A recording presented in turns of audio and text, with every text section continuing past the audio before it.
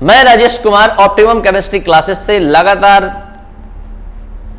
2 month से video lecture provide कर रहा हूं। आपको बता दें स्टूडेंट, अब हमारा लाइव क्लास स्टार्ट होने जा रहा है। इस लाइव क्लास से जुड़ने के लिए आप इस व्हाट्सएप नंबर पर 9431434546 पर आप अपना एक व्हाट्सएप नंबर से मैसेज सेंड कीजिए, जिसमें एक पेज पर आपका नेम, एड्रेस, मीडियम, क्लास लिखा होगा। तो आप इस क्लास से हमेशा के लिए जुड़ जाएंगे और आपको हर एक जानकारी से अपडेट कराया जाएगा। और साथ ही साथ अगर आप इस वीडियो लेक्चर से प्रभावित हुए, आपको लग रहा है कि नहीं बहुत अच्छा क्लास है, तो आप जितना जल्दी हो सके ज्वाइन करें, ताकि आपका सिलेबस टाइम पर पूरा हो जाए और आप रेगुलर क्लास करते हुए आप समाप्त करेंगे। हर एक टॉपिक को समझाया जाएगा, टेस्ट लिया जाएगा, सब कुछ अपने टाइम पर समाप्त हो जाएगा और आपको हमारे सब्जेक्ट में कोई प्रेशर सिलेबस का फील नहीं होगा।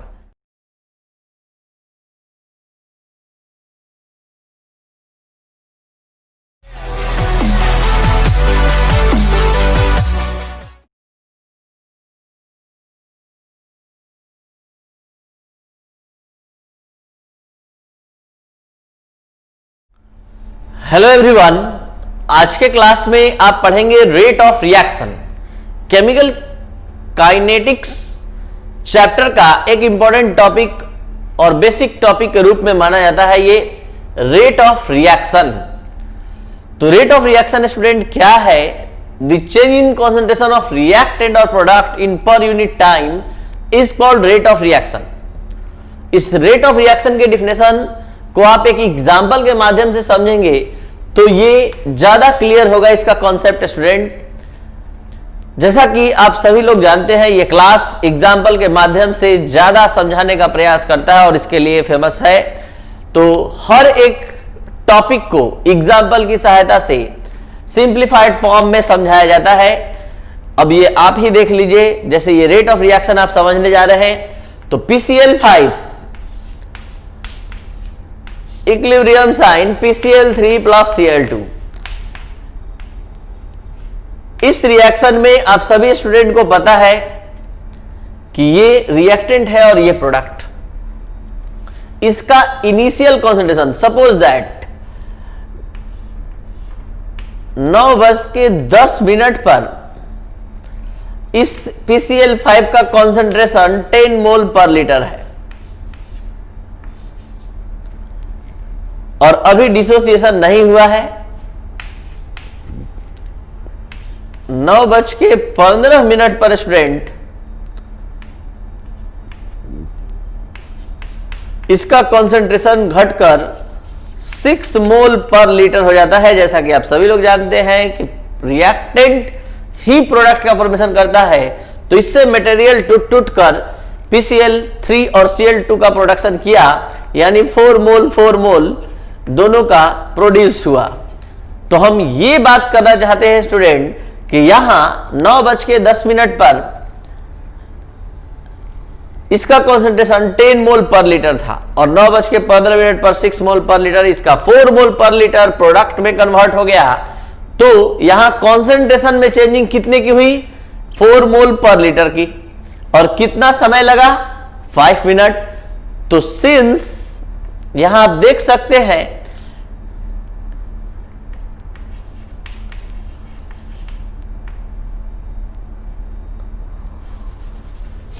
कि 5 मिनट में कॉन्सेंट्रेशन का जो चेंजिंग हो रहा है स्टूडेंट PCl5 का, वो 10 मोल पर लीटर का हो रहा है। तो 5 मिनट में 10 मोल पर लीटर का चेंजिंग हो रहा है, तो पर यूनिट टाइम यानी पर मिनट में कितने का चेंजिंग हुआ? 5 मिनट में 4 मोल पर लीटर का।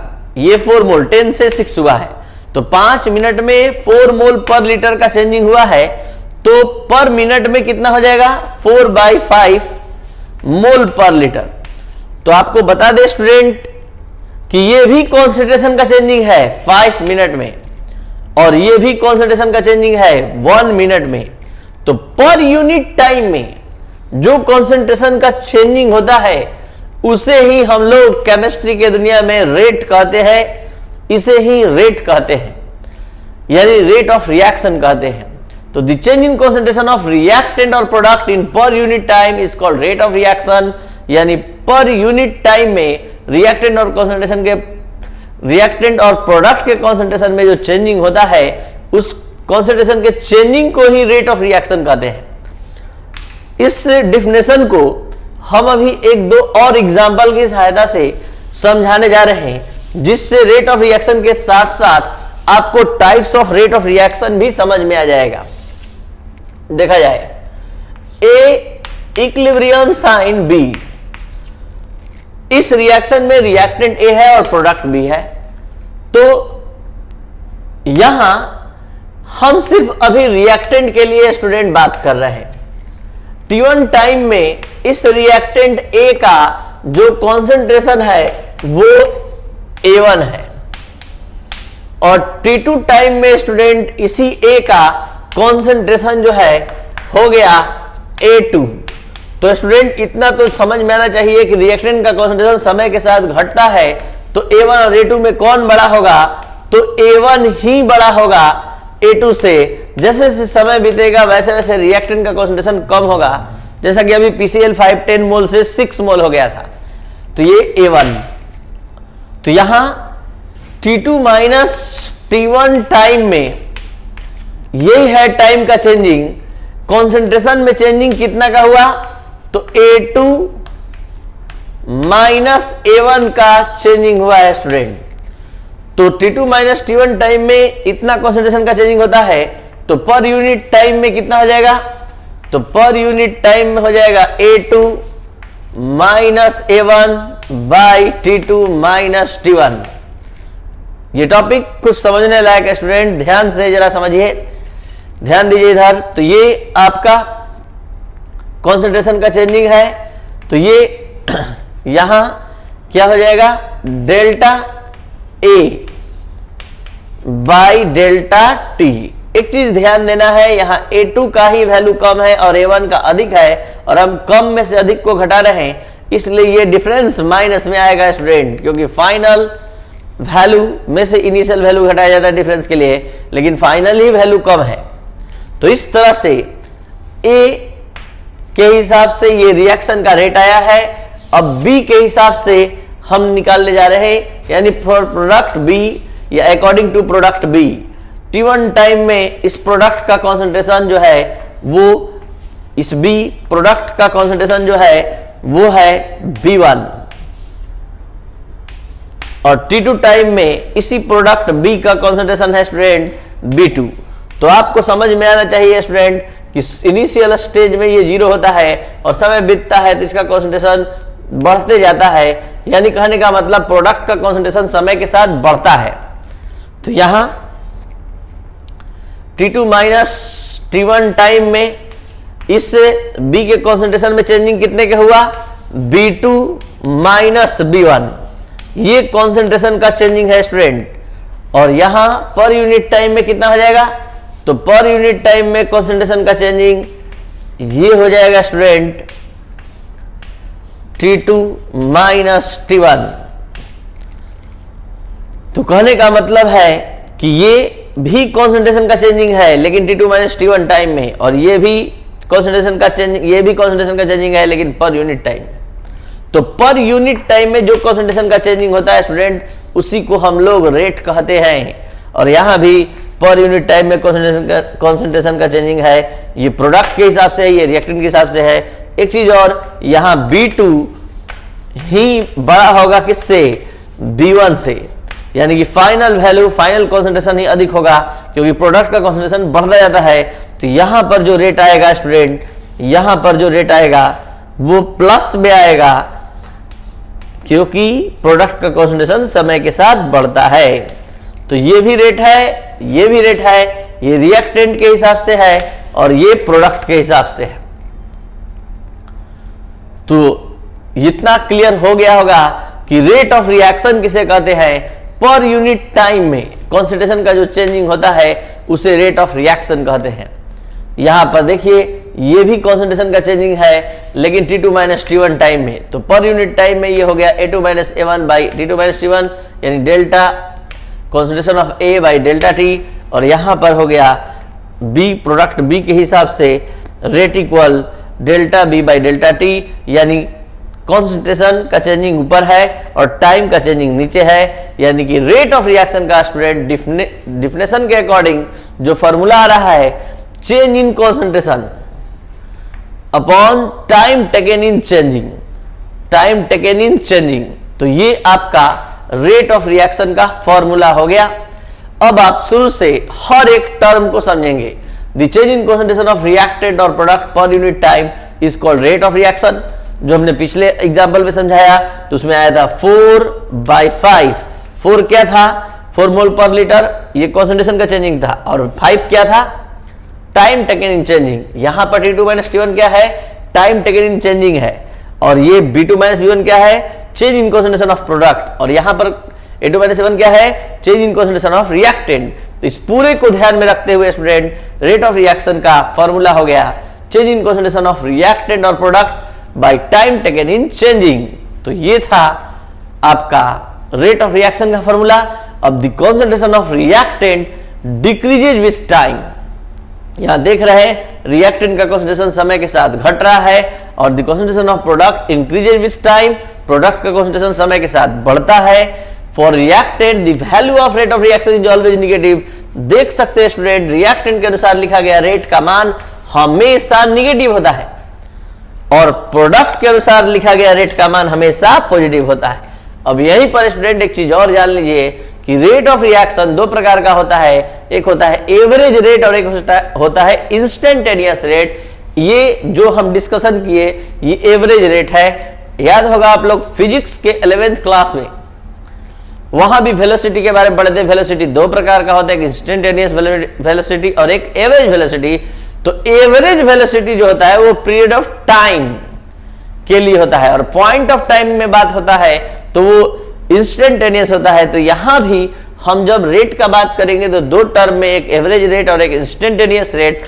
तो पीरियड ऑफ टाइम के लिए जब बात करेंगे तो वो एवरेज रेट होगा, यानी दो समय अंतराल, दो टाइम पीरियड लेकर तब कॉन्सेंट्रेशन के चेंजिंग का स्टडी करेंगे तो वो होगा एवरेज रेट। और किसी निश्चित टाइम में, किसी डेफिनेट टाइम में अगर कॉन्सेंट्रेशन के चेंजिंग का स्टडी करेंगे तो वो होगा इंस्टेंटेनियस रेट।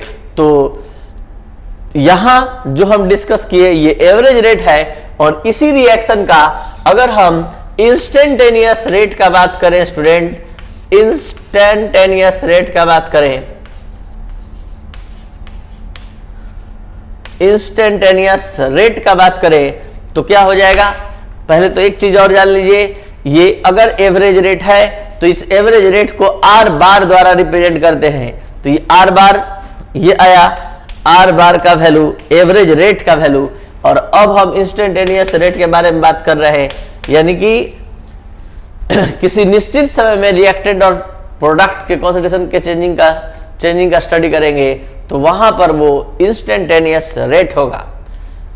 तो यहां इंस्टेंटेनियस रेट को डिफाइन करने जा रहे हैं, इंस्टेंटेनियस रेट बल्कि डिटरमाइन करने जा रहे हैं रिएक्टेंट ए के लिए पहले। तो रिएक्टेंट ए के लिए स्टूडेंट हो जाएगा, इंस्टेंटेनियस रेट को आर से रिप्रेजेंट करते हैं, ये हो जाएगा minus D A by D T. तो ये चेंज इन कॉन्सेंट्रेशन को रिप्रेजेंट कर रहा है और ये टाइम टेकन इन चेंजिंग को।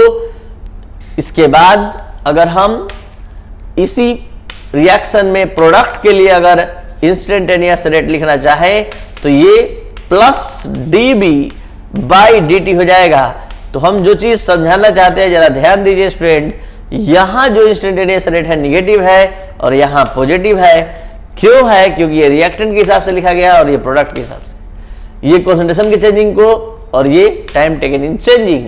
तो इस तरह से रेट ऑफ रिएक्शन का जो फॉर्मूला है, change in concentration of reactant or product by time taken in changing. There are two types of rate of reaction, first average rate और second instantaneous rate. जो पीरियड ऑफ टाइम के लिए बात करेंगे तो वो एवरेज रेट होगा, जो पॉइंट ऑफ टाइम के लिए बात करेंगे तो इंस्टेंटेनियस रेट होगा।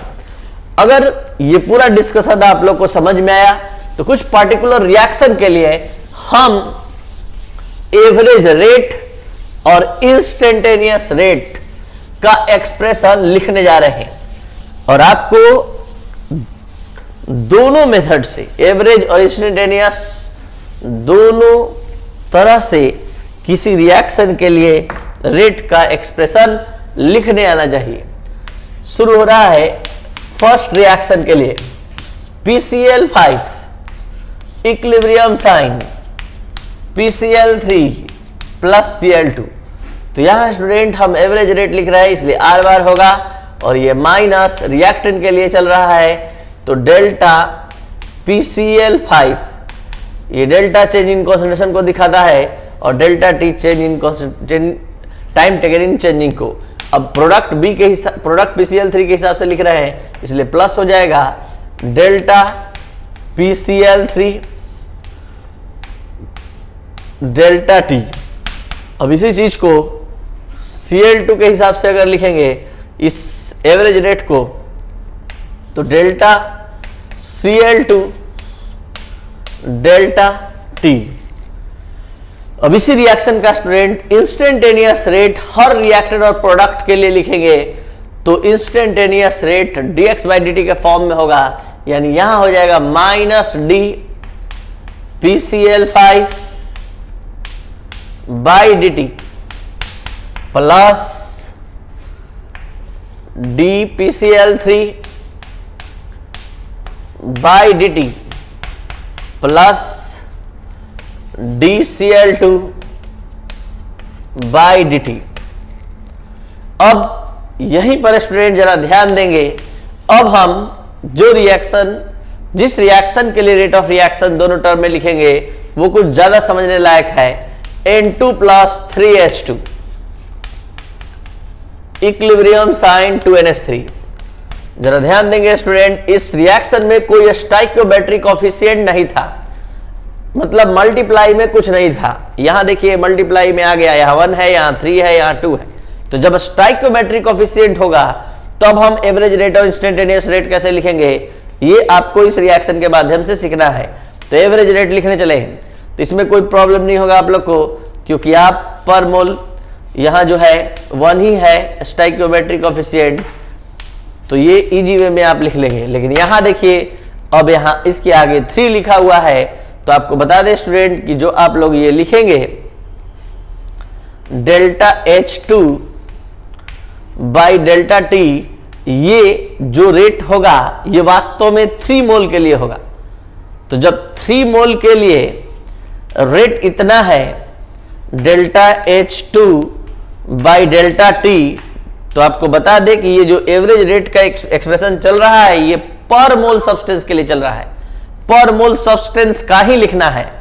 तो जब पर मोल सब्सटेंस का लिखना है तो यहां पर 3 मोल का रेट ये रिप्रेजेंट कर रहा है, तो 1 मोल का हो जाएगा 1/3, यानी कि 1/3 delta H2 by delta T। तो यहां आप लोग एक माइंड में सेट कर लीजिएगा कि जितना मल्टीप्लाई में होगा उसको हम डिवाइड में रखेंगे और इस तरह से पर मोल सब्सटेंस का, और यहां भी साइन निगेटिव होगा। क्यों होगा? क्योंकि ये भी रिएक्टेंट है। और अब यहां देखिए ये प्रोडक्ट तो है लेकिन इसमें मल्टीप्लाई में 2 है, तो ये हो जाएगा plus 1/2 delta NH3 by delta T। और अब इसी का इंस्टेंटेनियस रेट, तो इसी का इंस्टेंटेनियस रेट स्टूडेंट हो जाएगा minus dN2 by dt equal minus 1/3 dH2 by dt plus 1/2 dNH3 by dt। तो इस तरह से स्टूडेंट इसका कंप्लीट हुआ। फाइनली एक और रिएक्शन जो आपके कॉन्सेप्ट को एकदम रिफ्रेश कर देगा, alpha A plus beta B, equilibrium sign gamma C plus delta D. अब इस इक्वेशन का दोनों टर्म में आप लोग को लिखवाना है। आप लोग अपने से आगे आगे अपने माइंड में या इसी तरह बोलेंगे और देखेंगे कि ये हो रहा है कि नहीं। ऐसे आपको बता दें कि ये जो देख रहे हैं ये सब मल्टीप्लाई में स्टाइकोमेट्रिक कोफिशिएंट लेकर आया है। यहां अल्फा है, यहां बीटा है, यहां गामा है और यहां डेल्टा। ये सब स्टाइकोमेट्रिक कोफिशिएंट है मल्टीप्लाई वाला। तो यहां सबसे पहले हम लोग एवरेज रेट लिखेंगे। तो एवरेज रेट ये मल्टीप्लाई में क्या समझा है कि जो मल्टीप्लाई में रहेगा उतना ही जस्ट डिवाइड में जाएगा। क्यों जाएगा? क्योंकि हमको पर मोल सब्सटेंस का लिखना है। तो ये हो गया अल्फा 1 बाई अल्फा और ये हो गया delta A by delta T और ये हो गया माइनस, यहां भी ये प्रोडक्ट है इसलिए 1 by beta delta B by delta T और यहां स्टूडेंट अब प्लस में होने जा रहा है क्योंकि product 1 by gamma delta C delta T. ठीक से समझिएगा, आगे के क्लास में इसका जरूरत है प्रॉब्लम बनाने में। और यहां plus 1 by delta delta D by delta T और अब इसी का इंस्टेंटेनियस रेट। तो ये इंस्टेंटेनियस रेट सिर्फ आर लिखा जाता है minus 1 by alpha D A by D T और ये minus 1 by beta D B by D T plus 1 by gamma D C by D T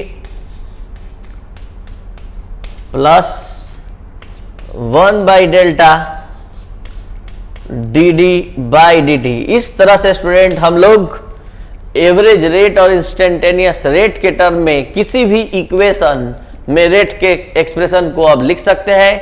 अब चलते हैं हम लोग एवरेज रेट और इंस्टेंटेनियस रेट। स्टूडेंट हम लोग बात कर रहे थे एवरेज रेट और इंस्टेंटेनियस रेट का। तो average rate period of time के लिए और instantaneous rate point of time के लिए यूज किया जाता है। एवरेज रेट क्या होता है स्टूडेंट? देखा जाए the rate of change of concentration of any reactant और product over a long time duration is called average rate. फिर से एक बार ध्यान दिया जाए student, the rate of change of concentration of any reactant और product over a long time duration is called average rate. यानी कहने का मतलब ये है कि अगर हम लॉन्ग टाइम ड्यूरेशन के लिए रिएक्टेंट और प्रोडक्ट में से किसी एक के कॉन्सेंट्रेशन के चेंजिंग का स्टडी करेंगे तो वो एवरेज रेट होगा।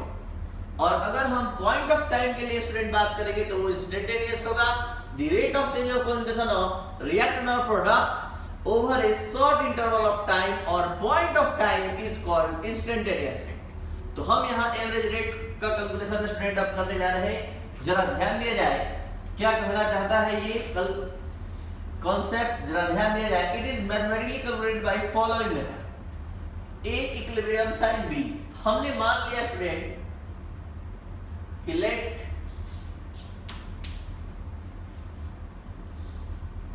अभी हम 2 राउंड में इसका कैलकुलेशन करेंगे student.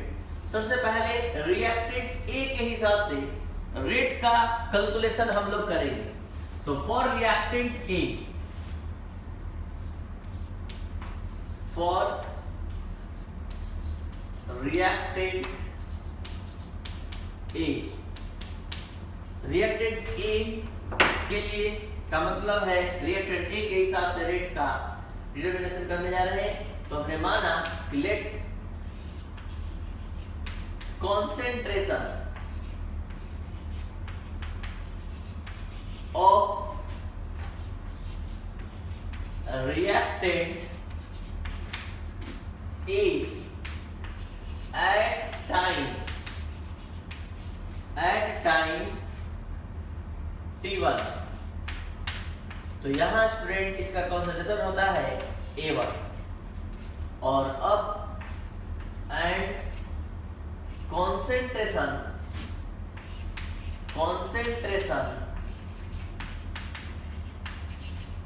Of reactant A at time T2 क्या हो जाएगा स्टूडेंट A2। और अब अभी तुरंत समझाया है कि जैसे जैसे समय बीतेगा वैसे वैसे कॉन्सेंट्रेशन कम होगा। तो यहाँ आप समझ रहे हैं कि A2 का कॉन्सेंट्रेशन कम होगा और A1 का अधिक होगा। तो एवरेज रेट हम लिखना चाहेंगे, एवरेज रेट जिसको कि R बार द्वारा स्टूडेंट रिप्रेजेंट किया जाता है, R बार, और ये हो जाएगा A2 minus A1 by T2 minus T1। तो फाइनल रिएक्टेंट A के हिसाब से एवरेज रेट स्टूडेंट आ चुका है minus delta A by delta T। तो ये इक्वेशन नंबर 1 रिएक्टेंट A के हिसाब से हमने एवरेज रेट डिटरमाइन किया। अब फॉर प्रोडक्ट B यानी प्रोडक्ट B के हिसाब से अब हम एवरेज रेट निकालने जा रहे हैं आपके सामने। तो यहां हमने फिर से मान लिया कि let the concentration of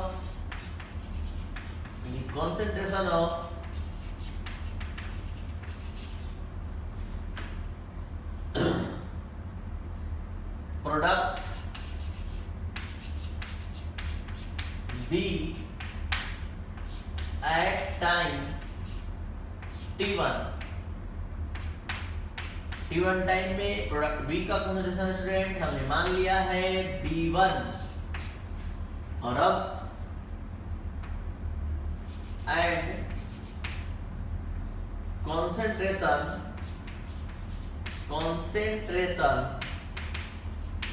of product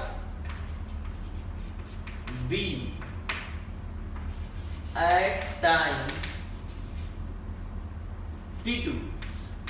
तो एट टाइम T2 हो गया स्टूडेंट B2। और आपको समझ में आना चाहिए कि समय जैसे जैसे बीतता है वैसे वैसे प्रोडक्ट का कॉन्सेंट्रेशन बढ़ता है। तो B2 यहाँ अधिक वैल्यू रखेगा B1 से। तो यहाँ एवरेज रेट हम निकालने जा रहे हैं प्रोडक्ट B के हिसाब से। तो ये हो जाएगा final concentration B2 minus initial concentration जो B1 है, और ये T2 माइनस T1। और फाइनल ये आ रहा है R bar equal plus delta B by delta T। तो ये हुआ student equation number 2। From equation 1 and 2 ये A के हिसाब से एवरेज रेट है और ये B के हिसाब से। तो फ्रॉम इक्वेशन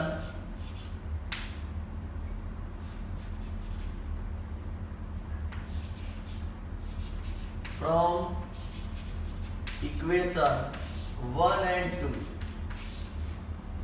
क्या रहा है स्टूडेंट? Average rate equal minus delta A by delta T equal plus delta B by delta T. तो ये था स्टूडेंट एवरेज रेट। अब हम लोग इंस्टेंटेनियस रेट में एंटर कर रहे हैं the rate of change of concentration of reactant और product over a short interval time. Point of time के लिए हम लोग रिएक्टेंट और कॉन्सेंट्रेशन के प्रोडक्ट चेंजिंग का स्टडी करने जा रहे हैं। इसी रिएक्शन के लिए हम लोग reactant A equilibrium sign B के लिए हम लोग इंस्टेंटेनियस रेट का स्टडी करने जा रहे हैं। तो सबसे पहले फॉर रिएक्टेंट ए, जैसा कि हम एक बार समझा चुके हैं स्टूडेंट, अब दोबारा समझाते हुए यहाँ लिख रहे हैं फॉर रिएक्टेंट ए के लिए हम अगर इंस्टेंटेनियस रेट लिखना चाहते हैं तो क्या हो जाएगा student? Minus D A by D T. क्यों होगा minus D A by D T?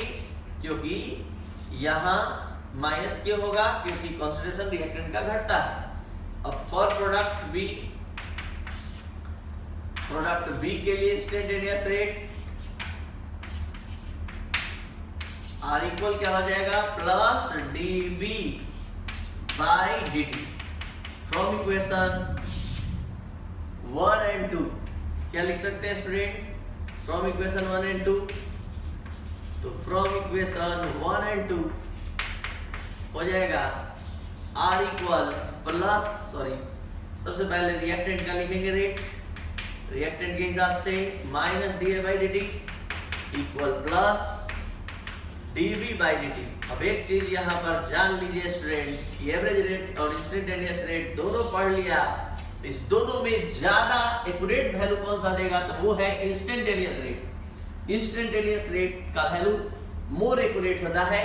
और एक चीज और, अगर जब कभी आपको एवरेज रेट को इंस्टेंटेनियस रेट के इक्वल लिखना होगा तो आप लिख सकते हैं, बशर्ते कि एवरेज रेट के साथ आप लिमिट का इस्तेमाल करें। तो लिमिट लगाकर लिखने पर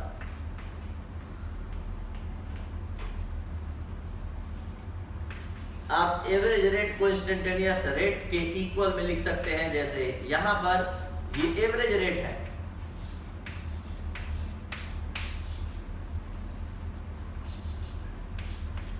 और ये इंस्टेंटेनियस रेट है, और आप इस एवरेज रेट को इंस्टेंटेनियस रेट के इक्वल लिखना चाहते हैं तो यहाँ पर बस limit delta T tends to 0 लिखेंगे स्टूडेंट, यानी समय अंतराल, समय का गैपिंग बहुत ही कम होगा। बहुत शॉर्ट टाइम के लिए अगर आप बात करेंगे चेंज इन कंसंट्रेशन का, तो वास्तव में वो एवरेज रेट ही इंस्टेंटेनियस रेट होता है। तो इस तरह से आप जानेंगे कि एवरेज रेट भी इंस्टेंटेनियस रेट हो सकता है जब limit delta T tends to 0 होगा। तो ये था आपका क्लास स्टूडेंट, थैंक यू।